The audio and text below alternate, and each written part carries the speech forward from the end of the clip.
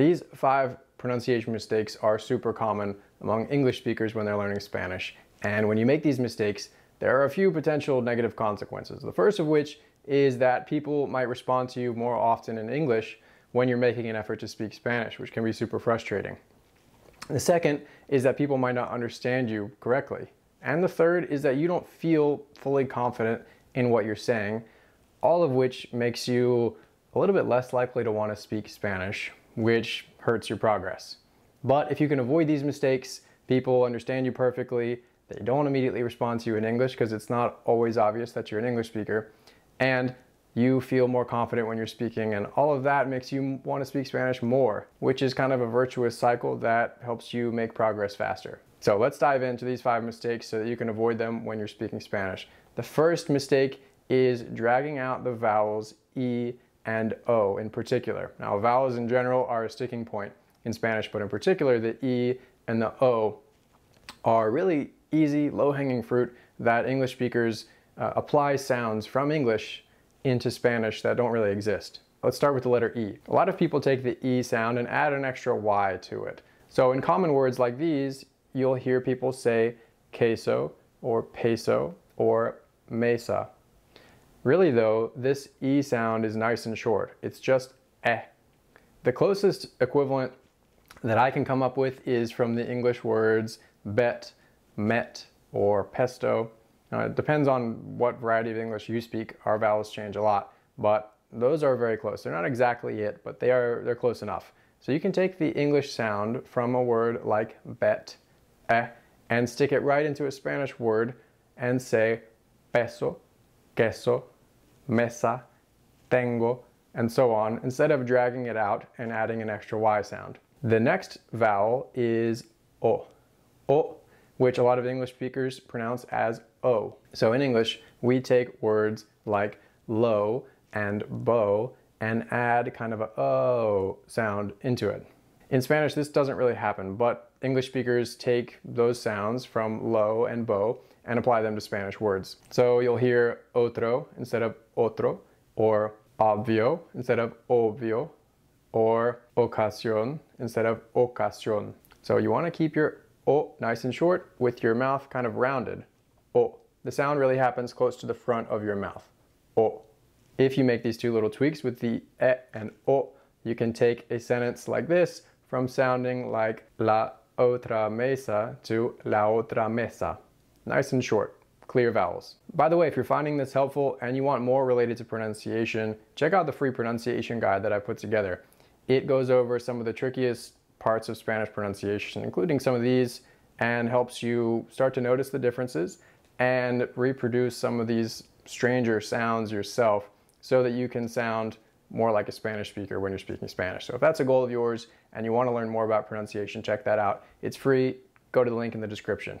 The next tip has to do with some consonants, in particular consonants that in English we send air out of our mouths with. These consonants include B, C, P, T, and K, and maybe some others that I'm forgetting. So in English, when we say a word like tomato, if you put your hand in front of your mouth, you'll feel air coming out.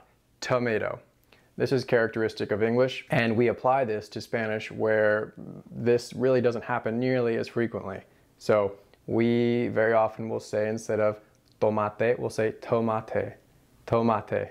That's not what you want in Spanish. Instead, you should be able to put your hand in front of your mouth when you're saying tomate, tomate, and feel no or very little air coming out. Now, obviously, you're still breathing, so there could be some, but it's not an explosive sound like it is in English. So again, you have tomato and tomate.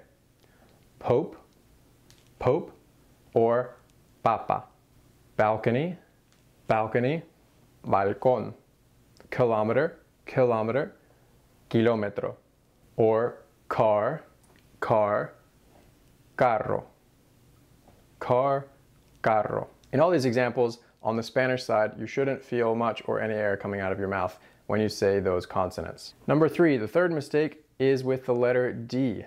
In English, we have a different D than what exists in Spanish. In English, we say do or dog with kind of an explosive D sound. In Spanish, the D is much, much softer. The closest is probably like a TH sound. So a lot of English speakers take that D sound and apply it to Spanish, saying digo, dejo, and so on. What you want though is a much softer the sound, the.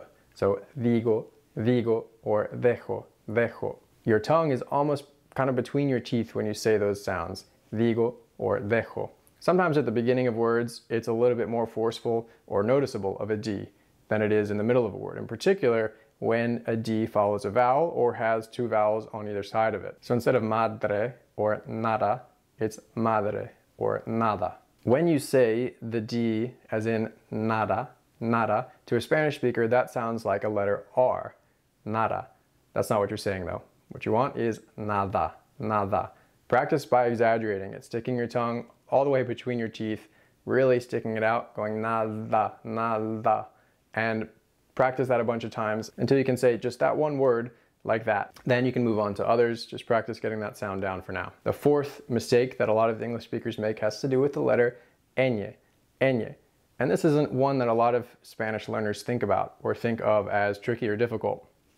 But I've noticed that a lot of people tend to make it into two different sounds. And I think this is because a lot of people learn that the ñ is basically an N plus a Y. But in reality, ñ is one sound all on its own. It's not two syllables or anything like that. And so what happens is we take our English N, which happens with our tip of our tongue against the roof of our mouth, no, never, neither, and we apply that to Spanish, to the ñ, and then add a Y after it. So we end up with año, or extraño, or dueño, or piña, kind of with two separate sounds, an N and a Y.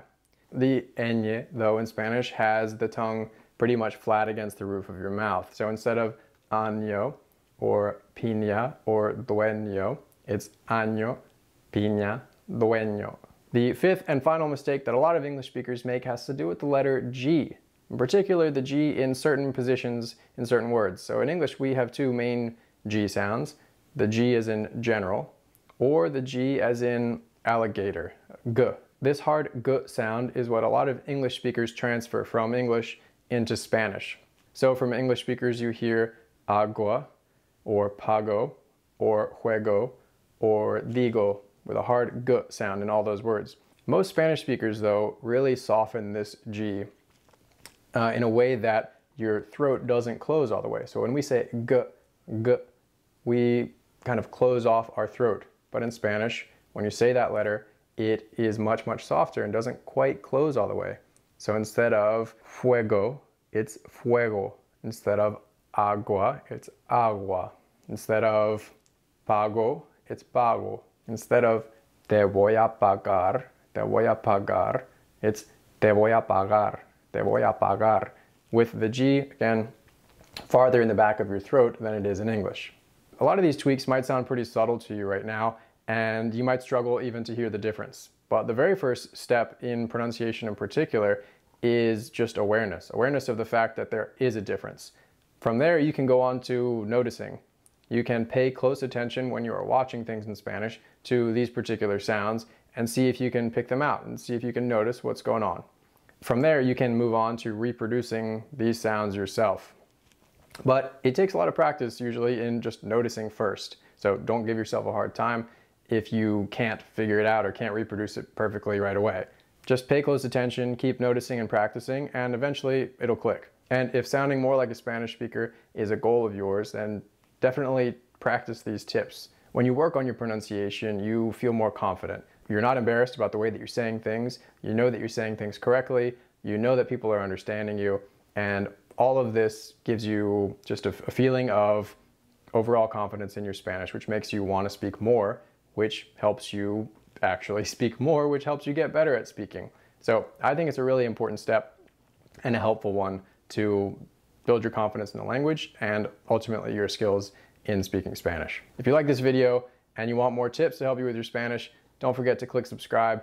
If you want even more, don't forget the pronunciation guide that I mentioned earlier. You can click down below to get access to that for free today. If you know anybody who might find this helpful, consider sharing it with them. I'd appreciate it. Otherwise, thank you for watching, and I will see you in the next video.